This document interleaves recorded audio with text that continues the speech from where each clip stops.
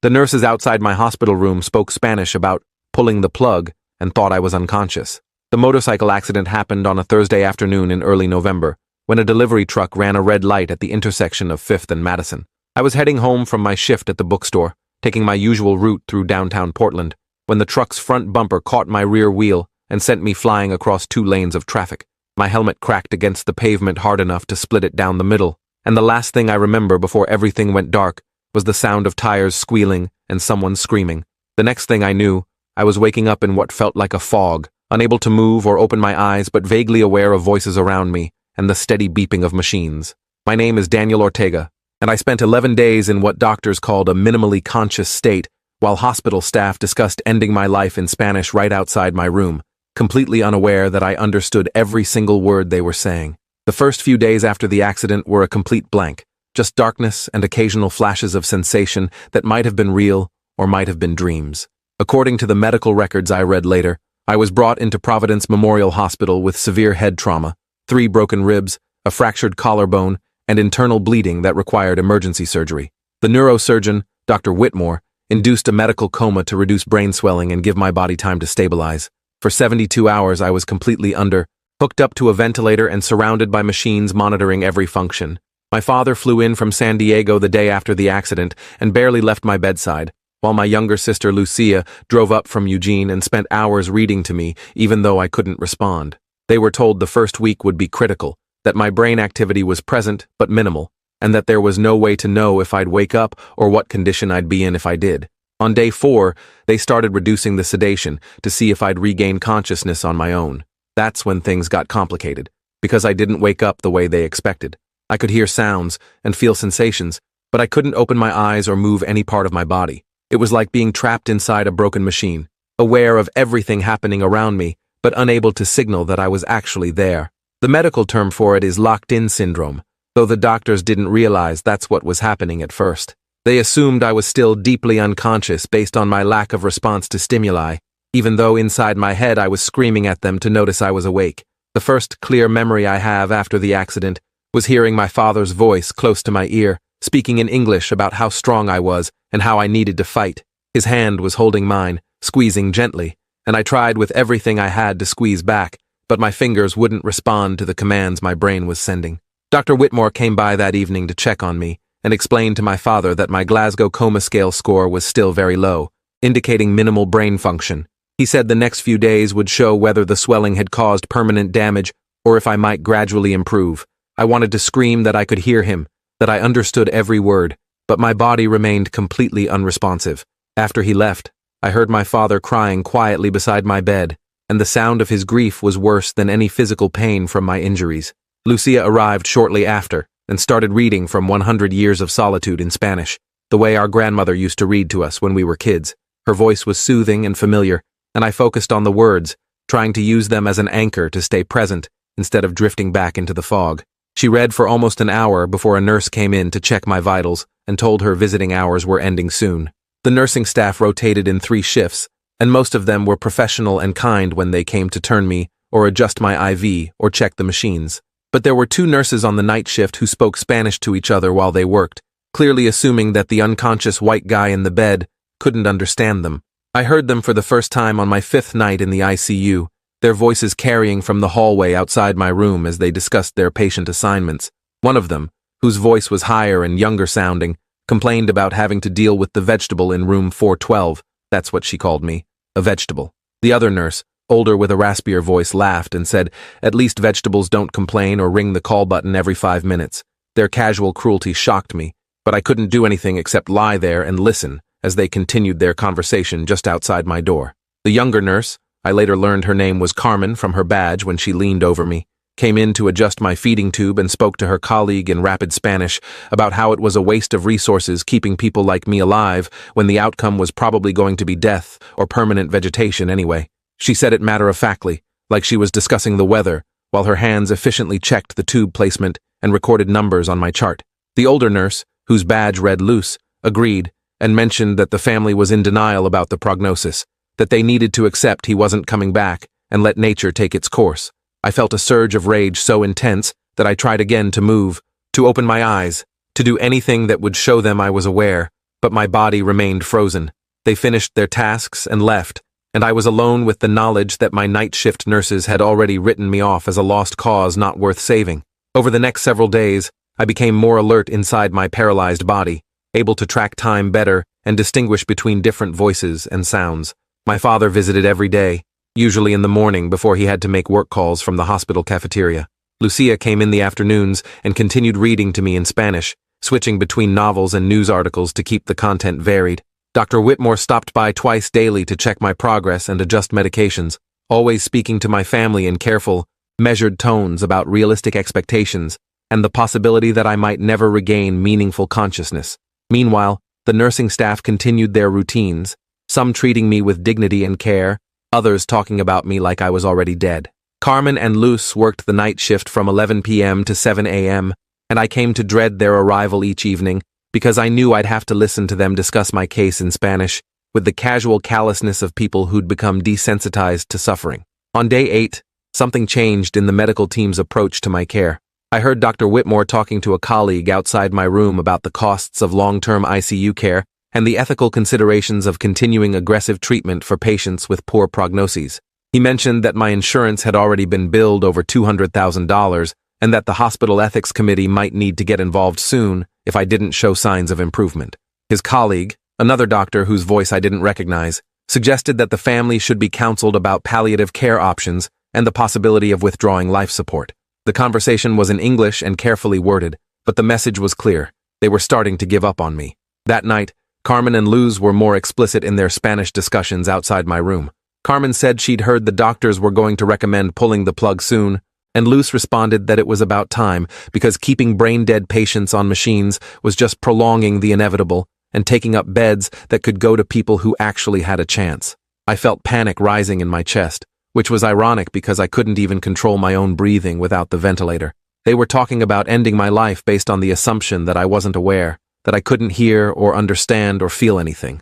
But I was there, trapped behind the prison of my own body, desperately trying to find a way to communicate that I was still present and fighting. Carmen came into my room to check my catheter, and I heard her tell Luz in Spanish that she gave it another week maximum before the family agreed to disconnect everything.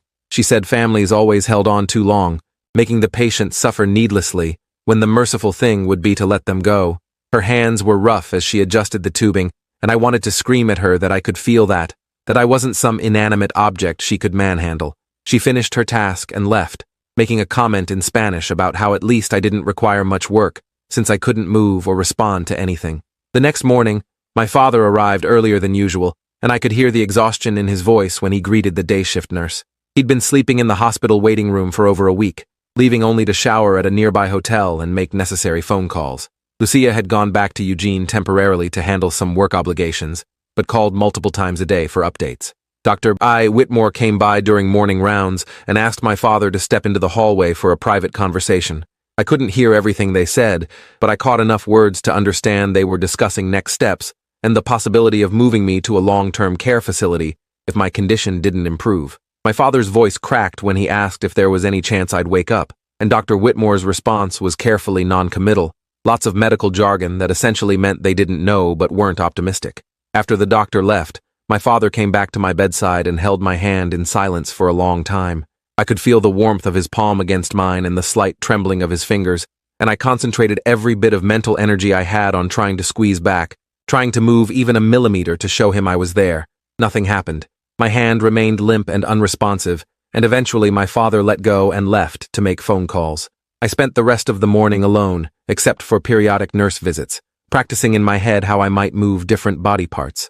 I started with my fingers, trying to remember what it felt like to curl them into a fist, then moved to my toes, then my eyelids. Everything stayed frozen, like the connection between my brain and my body had been severed completely. By afternoon, I was exhausted from the mental effort, even though I hadn't physically moved at all. Lucia called and spoke to the day shift nurse, asking for an update on my condition. The nurse, a kind woman named Dorothy, who always explained what she was doing before touching me, gave a gentle but honest assessment that there had been no change in my responsiveness. I heard Lucia crying on the other end of the phone, and Dorothy stayed on the line with her for several minutes, offering comfort and encouragement. That night, Carmen and Luz returned for their shift, and their Spanish conversation outside my room was darker than usual. Carmen mentioned that she'd overheard Dr. Whitmore talking to a social worker about my case, discussing the process for getting family consent to withdraw life support. Luce said she'd seen it happen dozens of times, families clinging to false hope until the medical bills became overwhelming and they finally accepted reality. She described the process in clinical detail, how they'd remove the breathing tube and stop the medications, how death usually came within minutes or sometimes hours depending on the patient's condition. Carmen asked if they'd keep me sedated during the process, and Luce said probably, though sometimes with vegetative patients they didn't bother since there was supposedly no awareness of discomfort. The casual way they discussed my potential death, in Spanish right outside my door, while assuming I couldn't understand, filled me with a terror I'd never experienced before. I had to find a way to communicate, to show them I was conscious and aware. I spent the entire night after they finished their rounds trying different techniques I'd read about in a neuroscience article years ago. I tried to change my breathing pattern, though the ventilator controlled most of that. I tried to move my eyes beneath my closed lids. I tried to twitch any muscle anywhere in my body. Hours passed with no success, and by morning, I was mentally and emotionally exhausted. My father arrived and resumed his usual position beside my bed, talking quietly about nothing important, just filling the silence with the sound of his voice. He mentioned that my boss from the bookstore had called asking about me, and that my apartment rent was paid through the end of the month. Small, practical details that felt both mundane and profound, reminders of the life I'd been living just over a week ago that now seemed impossibly distant. Dr. Whitmore came by late morning with another doctor I'd heard before, an ethics specialist named Dr. Patel. They asked my father to join them in a conference room for a family meeting, and the serious tone of their voices made it clear this wasn't going to be good news. I was left alone with just the machines beeping around me, and I tried once again to move something, anything, to create some visible sign that I was conscious. My right index finger was resting on top of the blanket, and I focused every ounce of concentration on that single finger, imagining it lifting, bending, twitching, any movement at all. Nothing happened. After what felt like hours, but was probably 30 minutes, my father returned to the room, and I could tell immediately from his breathing that he'd been crying. He sat down heavily in the chair beside my bed and took my hand again, holding it between both of his. His voice was thick with emotion when he started speaking in Spanish, addressing me directly for the first time. He said the doctors had told him my brain activity wasn't improving and that the longer I stayed in this state, the less likely I was to recover meaningfully. He said they'd recommended considering palliative care and possibly withdrawing life support to let me go peacefully. He was crying openly now, his tears falling on our joined hands, and he said he didn't know what to do, that he'd promised my mother before she died that he'd always take care of us kids, but he didn't know if keeping me on machines was taking care of me or just prolonging suffering. He begged me, if I could hear him at all, to give him a sign, any sign, that I was still in there fighting. His desperation and pain were overwhelming, and I strained with every fiber of my being to respond, to squeeze his hand or move my finger or open my eyes. For several minutes, nothing happened while he sat there crying and holding my limp hand. Then, so faintly I almost missed it myself, I felt something in my right index finger. Not movement exactly, but a sensation, like the beginning of connection being reestablished. I focused on that feeling, nurturing it, encouraging it, trying to amplify it into actual motion. My father was still talking, saying he loved me, and that he'd understand if I needed to let go, that I shouldn't fight for his sake if I was ready to rest. But I wasn't ready, and I wasn't giving up, and I pushed every bit of mental energy I had into that index finger. It moved, just barely, maybe half a centimeter, but it definitely moved against his palm. I felt it, and more importantly, I felt him feel it. His sharp intake of breath told me he'd noticed, and his voice changed immediately, becoming urgent and hopeful. He said my name, asked if I'd moved on purpose, begged me to do it again if I could. I tried, focusing on the same finger, and after several seconds of intense concentration, it twitched again, slightly more pronounced this time. My father started yelling for the nurse, his voice echoing down the hallway, and within seconds Dorothy came rushing in asking what was wrong. He told her my finger had moved, that he'd felt it twice, and she moved to my bedside to check. She asked him to stay quiet and observe while she tested my responses, speaking to me in a clear voice and asking me to move my finger if I could hear her. I concentrated hard and managed another small twitch. Dorothy's professional composure cracked slightly, and she said she'd seen it too, that she was going to page Dr. Whitmore immediately. She left quickly, and my father stayed beside me, holding my hand and talking nonstop in Spanish, encouraging me to keep trying, telling me I was going to be okay. I was exhausted from the effort of moving that one finger, but I'd done it. I'd created a visible sign that I was conscious and aware. Dr. Whitmore arrived within 15 minutes, moving faster than I'd ever heard him move before. He brought another neurologist with him, Dr. Kim, and they performed a series of tests, asking me to move my finger in response to specific questions. Yes meant move once, no meant don't move. Could I hear them? One twitch. Did I know where I was? One twitch. Was I in pain? No movement. Did I understand we were at a hospital? One twitch. The questions went on for almost an hour, and while I couldn't answer them all because the finger movements were exhausting and inconsistent, I managed enough responses to convince them I was genuinely conscious and comprehending. Dr. Whitmore's voice had completely changed from the resignation I'd heard earlier, now filled with excitement and clinical fascination. He told my father this was extraordinary, that I was showing signs of locked-in syndrome rather than true unconsciousness, which changed everything about my prognosis and treatment plan. They scheduled an immediate MRI and additional neurological tests, and suddenly my room was full of activity as nurses prepared to transport me. I heard Dr. Whitmore calling other specialists and describing my case, his voice animated in a way I'd never heard before. Carmen and Luce's shift would be starting in a few hours, and I found myself almost looking forward to their arrival, to the moment when they'd discover that the vegetable they'd been discussing pulling the plug on was actually fully conscious and had understood every word they'd said. But first, I had to get through the battery of tests they were planning. The transportation process was uncomfortable and disorienting, being wheeled through hallways while unable to see or move, hearing snippets of conversation from staff we passed. The MRI machine was loud and claustrophobic, even though I couldn't move to express my discomfort, just had to lie there while it scanned my brain for however long the test required. When they brought me back to my room, my father was waiting with Lucia, who'd driven back up from Eugene as soon as she heard the news. She was crying and holding my hand, speaking rapidly in Spanish about how she'd known I was still there, that she'd felt it when she was reading to me. The doctors explained that the MRI showed significant brain activity in the regions responsible for consciousness and comprehension, confirming that I was aware despite my inability to move or communicate normally. They said locked-in syndrome was rare but well documented, and that with intensive therapy, some patients could regain limited movement and develop alternative communication methods. The prognosis had shifted from terminal to challenging, but potentially manageable, and the entire tone around my care changed immediately. Dr. Whitmore apologized for the earlier discussions about withdrawing support, explaining that without clear signs of consciousness, they'd had no way of knowing I was aware and had assumed I was in a persistent vegetative state. That evening, as visiting hours ended and my family reluctantly left for the night, I waited for Carmen and Luce to arrive for their shift. Dorothy briefed them during the handoff, explaining the dramatic developments with my case and the new diagnosis of locked-in syndrome. I couldn't see their faces, but I heard the change in their voices, suddenly professional and careful, no longer speaking in Spanish about me like I was an inanimate object. Carmen came in to check my vitals and spoke to me directly in English, explaining what she was doing before touching me, her voice notably gentler than the rough efficiency of previous nights. Luce followed shortly after, and also addressed me by name, asking if I needed anything adjusted for comfort.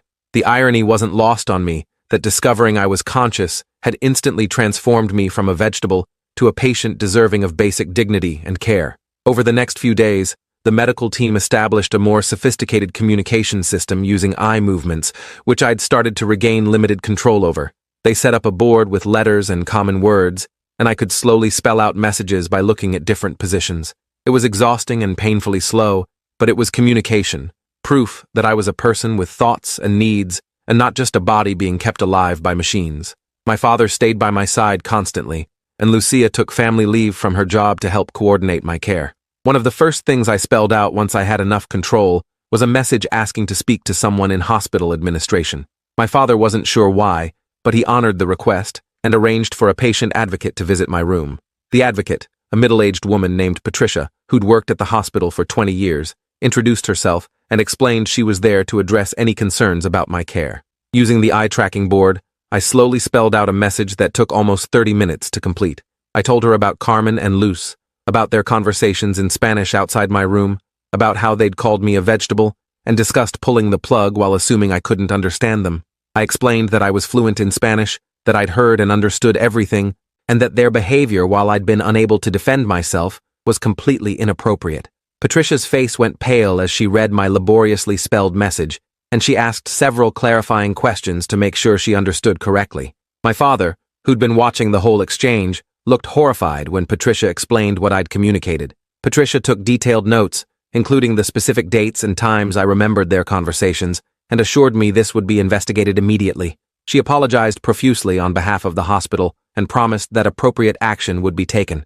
I spelled out that I wasn't trying to get them fired necessarily, but that they needed to understand their patients might be aware even when they appeared unconscious, and that everyone deserved to be treated with dignity regardless of their condition. Patricia thanked me for coming forward and said this was exactly the kind of feedback that could improve care for other patients in vulnerable situations. After she left, my father held my hand and said he was proud of me for speaking up, that it took courage to report mistreatment when you were still dependent on the same system for your care. The hospital administration moved quickly. Within 2 days, both Carmen and Luz were removed from my care team and placed on administrative leave pending a full investigation. I learned later from Dorothy that several other patients' families had also complained about Carmen's bedside manner in the past, but nothing had been done because the complaints were always secondhand or subjective. My account was different because I'd understood their Spanish conversations and could provide specific details about what they'd said and when. The investigation expanded to include a review of their patient care records and interviews with other staff members.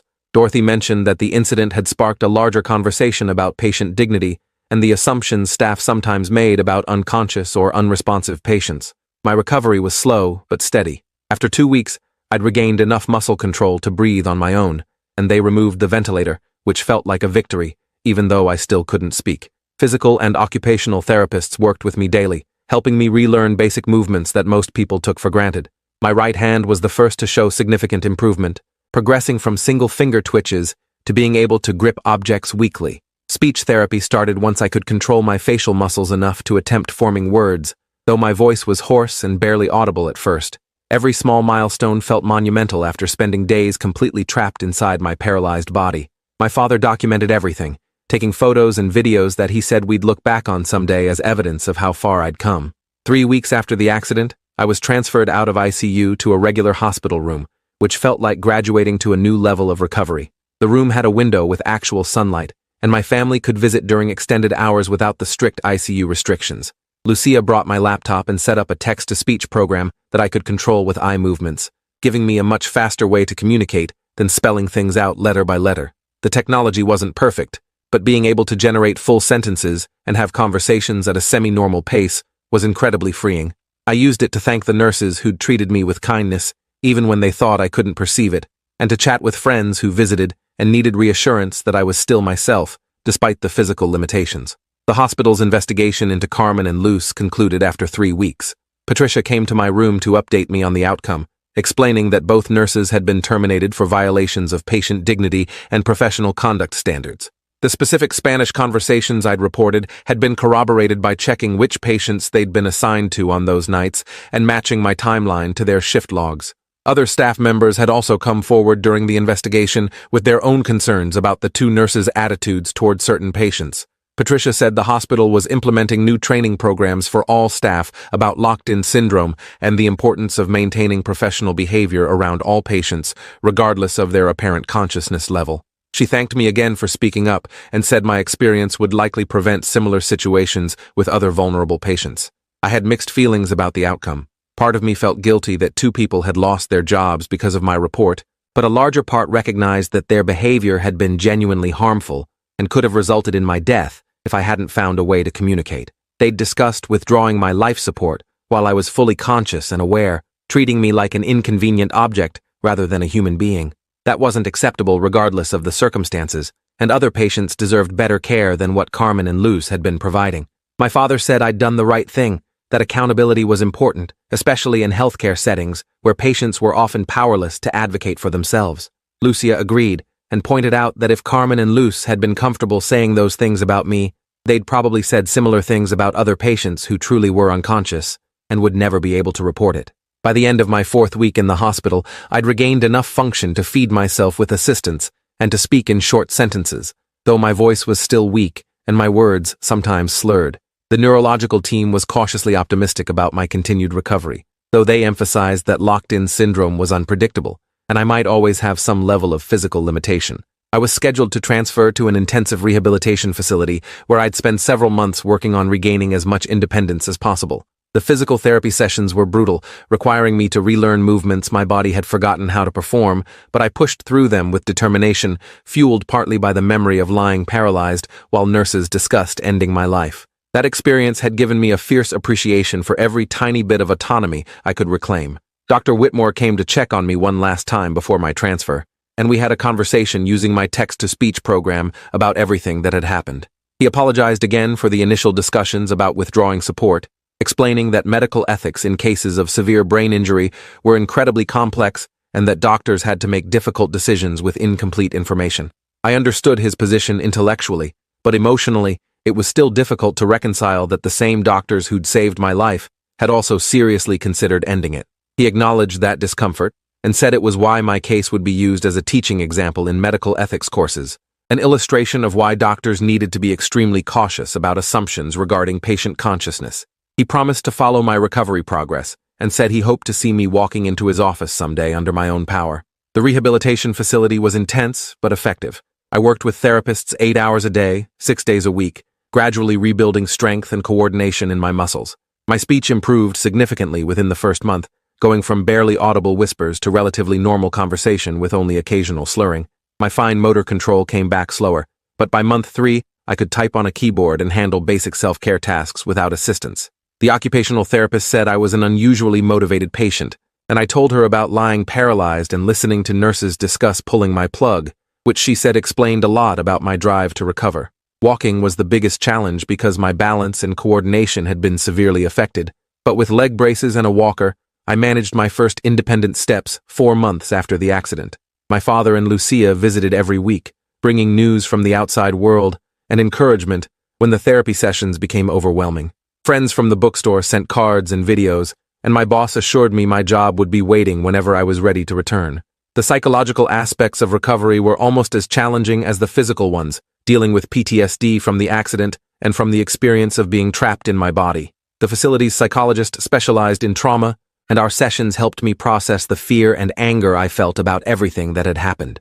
She said locked-in syndrome survivors often struggled with trust issues in medical settings, and I certainly fit that pattern, becoming anxious whenever healthcare workers spoke in languages other than English around me. 6 months after the accident, I was discharged from the rehabilitation facility with a walker and instructions for continuing outpatient therapy. I moved in with my father temporarily while I worked on regaining full independence, and Lucia came up from Eugene most weekends to help with tasks I still struggled with. The motorcycle was a total loss, and I had no intention of ever riding again, but I'd survived with my cognitive function intact and a decent chance of eventually living independently. My case had become somewhat known in medical circles, discussed in journals and at conferences as an example of locked-in syndrome with successful recovery. Dr. Kim, the neurologist who'd done my initial testing, asked if I'd be willing to participate in a research study about conscious awareness in apparently unconscious patients, and I agreed, hoping my experience might help improve diagnostic techniques. The bookstore welcomed me back for limited hours after 7 months,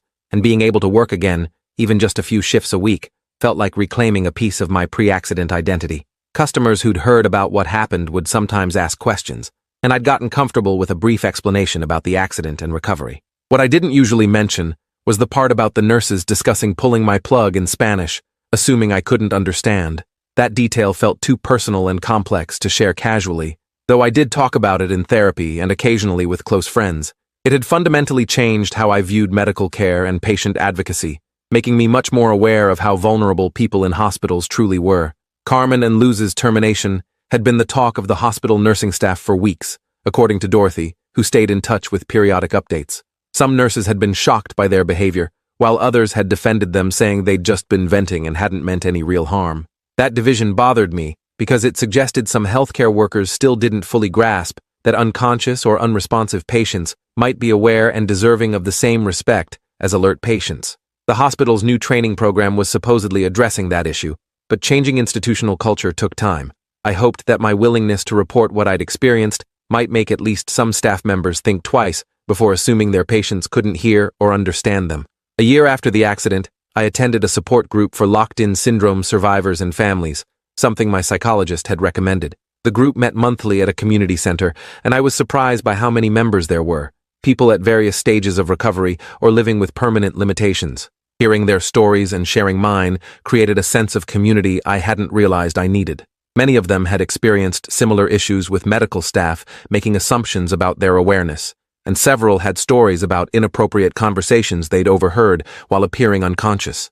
One man described hearing his own wife discuss whether to divorce him while he was supposedly in a vegetative state, a betrayal that had poisoned their relationship even after his recovery. A woman talked about nurses making crude jokes about her appearance while bathing her, comments she'd heard and remembered, despite having no way to respond at the time. These stories reinforced that my experience with Carmen and Luz wasn't an isolated incident, but part of a broader problem in how some healthcare workers viewed and treated incapacitated patients. The support group discussed strategies for patient advocacy and ways to educate medical staff about the possibility of hidden consciousness. Several members had become involved in efforts to improve hospital protocols, and I found myself joining them at a hospital ethics board meeting to share our perspectives. Speaking publicly about my experience was nerve-wracking, but I managed to explain clearly what it had been like to be fully conscious while staff discussed ending my life, and how their assumption that I couldn't understand Spanish had led to conversations that no patient should have to overhear about themselves. The ethics board seemed genuinely affected by the testimony, and several members asked thoughtful questions about how they could better protect vulnerable patients. One board member mentioned that they were considering implementing a policy requiring all patient discussions, even in staff lounges or hallways, to be conducted with the assumption that patients or family members might overhear and understand regardless of language or apparent consciousness level. It wasn't a perfect solution, but it was a step toward cultural change. Another member suggested regular training updates that included stories from patients like me, first-hand accounts of what hidden consciousness felt like, and how staff behavior had impacted our recovery and well-being. My physical recovery plateaued around the 18-month mark, leaving me with some permanent limitations, but overall good function. I could walk without assistance, though I tired easily, and my fine motor control was good enough for most daily tasks. My speech was almost completely normal, except when I was very tired or stressed. The neurological team said this was probably as close to full recovery as I'd get, that the remaining deficits were likely permanent due to the severity of my initial brain injury. I'd made peace with that, grateful for what I'd regained, rather than dwelling on what was lost. The fact that I'd survived at all, much less with my cognitive abilities intact, felt like a miracle when I thought about how close I'd come to having life support withdrawn while I was fully conscious inside my paralyzed body.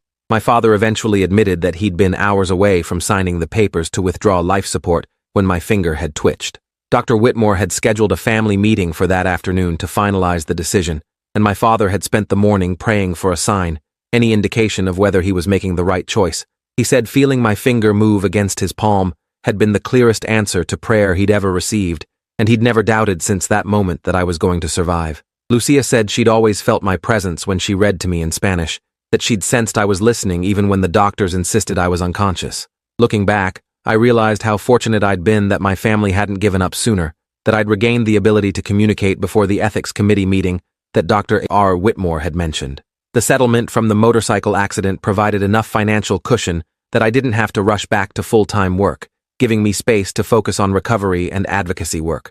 I started speaking at nursing schools and medical conferences about patient dignity and the importance of never assuming unconsciousness means unawareness. The talks were emotionally draining but felt important, like taking something terrible that had happened and using it to potentially improve care for others.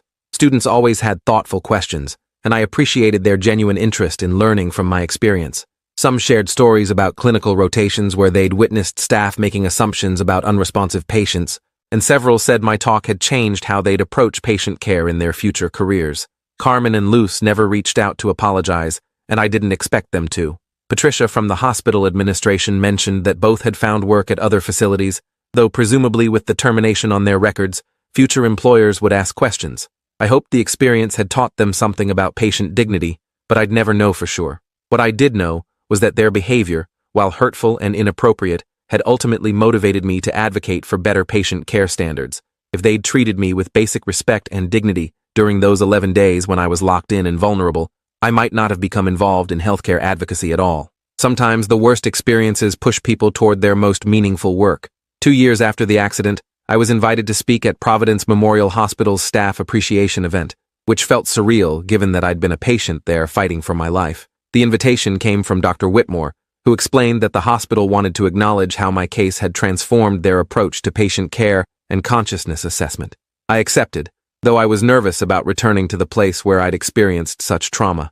Walking through the hospital entrance with my father beside me for support, I remembered being wheeled through these hallways on a gurney, unable to move or see but hearing everything around me. The ICU floor looked different from a mobile perspective, and several nurses from my time there recognized me and stopped to chat, marveling at my recovery. My speech at the event focused on the importance of treating every patient with dignity, regardless of their apparent consciousness level, and I shared specific examples from my time in the locked-in state.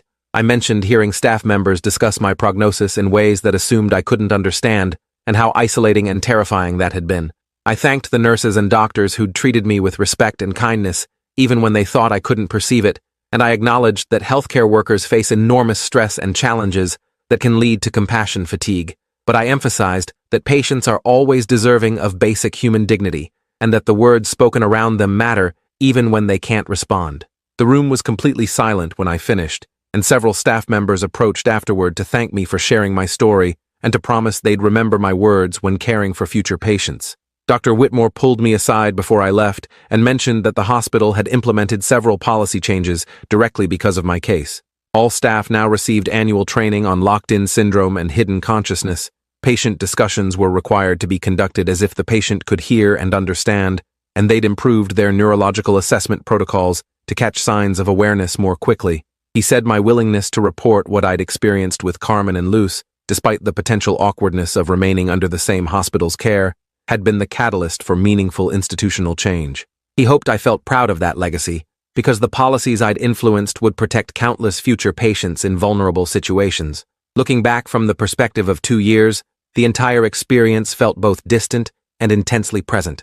I'd survived a traumatic accident, endured 11 days trapped in my own body, overheard medical staff discussing ending my life, found a way to communicate my awareness, reported serious misconduct despite being dependent on the same system, and spent months relearning basic functions most people never think about.